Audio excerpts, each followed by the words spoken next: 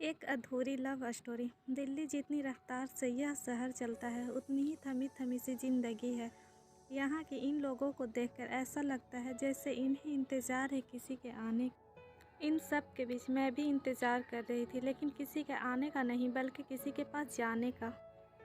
अब मेरे मन में थोड़ी सी भी उलझन नहीं थी, बस इंतज़ार था उससे मिलने का। अगर थोड़ी बहुत उलझन बची हुई थी तो उसमें इतना दम नहीं था कि वह मुझको रोक सके। मुझे लग रहा था कि मैं चिल्ला चिल्ला कर सारी दुनिया से कह दूं मुझे उससे प्यार हो गया है और कल उससे इजहार करने वाली हूँ।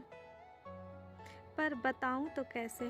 काश मेरी कोई छोटी बहन होती या फिर कोई दोस्त जिससे मैं अपने मन की बात कह पाती। मेरा मन किया कि मम्मी को बता दूं, लेकिन मेरी उलझन अब और बढ़ गई। अब मुझे ख्याल आया कि अगर उन्हें पता चला तो वह मुझे घर से बाहर भी ना निकलने देंगे। उन्होंने गांव जरूर छोड़ा, लेकिन वहां के विचार नहीं।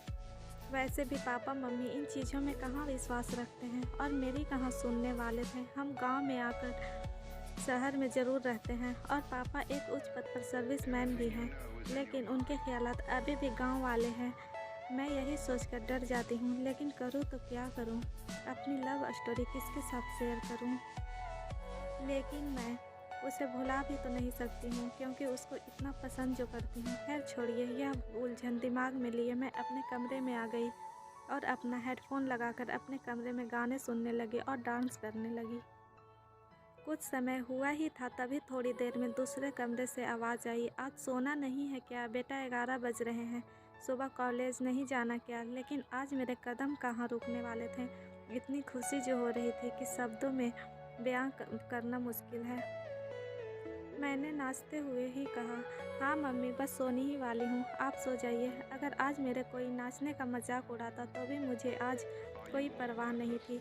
अभी मैं नाच ही रही थी, तभी पानी की तेज़ बूंदें मेरे चेहरे से आकर टकराई और मुझे आंखें खोलने पर मजबूर किया।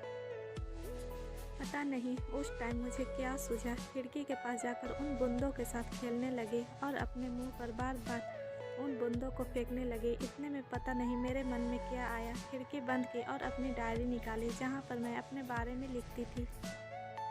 आज भी मैं कुछ अपनी लव स्टोरी के बारे में लिखने लगी, लेकिन आज जो लिख रही थी वह सीधे मेरे दिल से आ रहा था। मानो ऐसा लग रहा था जैसे डायरी से अपने मन की बात कर रही हूँ।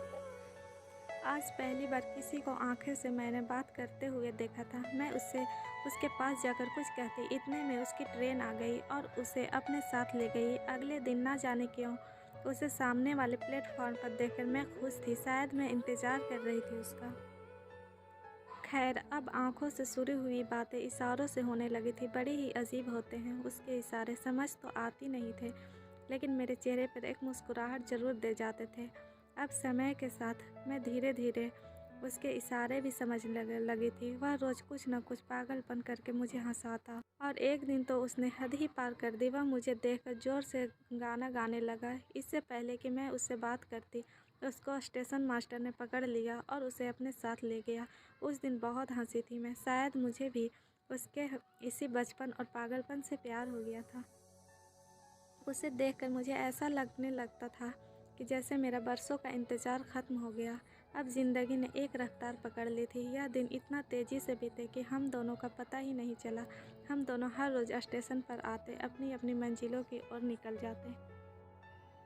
उसने कभी इस ओर आने की कोशिश की, ना मैंने कभी उस ओर जाने की हिम्मत जुटा पाई। कभी कभी तो दिल करता था कि भागकर उसके पास चली जाऊं और उससे अपने दिल की बात करूं और उसके साथ उस सफ़र पर चली जाऊं जहां वह जाता है। लेकिन कभी मेरे दिमाग ने तो कभी मेरे पैर ने मुझे इसकी इजाज़त नहीं दी। मुझे इंतज़ार था कल का दिन मेरे लिए स्पेशल है। कल के दिन वैलेंटाइन डे जो है, अगर मैं कल उसे अपने दिल की बात ना बता पाई तो शायद कभी ना उसे बता पाऊंगी। तभी मेरा ध्यान डायरी से हटकर उन घड़ियों की टिक टिक करती सुइयों ने अपनी ओर खींचा जो वैलेंटाइन डे शुरू होने का इशारा कर रही थी। मेरी नज़र घड़ी पर गई। रात के 12 बज रहे थे। आज वह दिन आ ही गया जिसका मुझे बेसब्री से इंतज़ार था। वह पूरी रात में नहीं सोई उससे मिलने का। इतनी जल्दी जो थी, सुबह जल्दी उठकर आज तो मैंने ब्रेकफास्ट भी नहीं किया था। उससे मिलना जो था, आज मैं प्लेटफॉर्म पर समय से पहले ही पहुंच गई और वहां पास में खड़ी बेंच पर इंतज़ार करने लगी उसके आने का। लेकिन काफ़ी समय इंतज़ार करने के बाद भी वह नहीं आया। मुझे बेचैनी होने लगी। आज तो ट्रेन भी निकल चुकी थी लेकिन उसका कोई पता नहीं था। मेरे अंदर अजीब-अजीब ख़्याल आ रहे थे। पता नहीं क्या हुआ होगा, क्यों नहीं आया। वहाँ काफ़ी समय इंतज़ार करने के बाद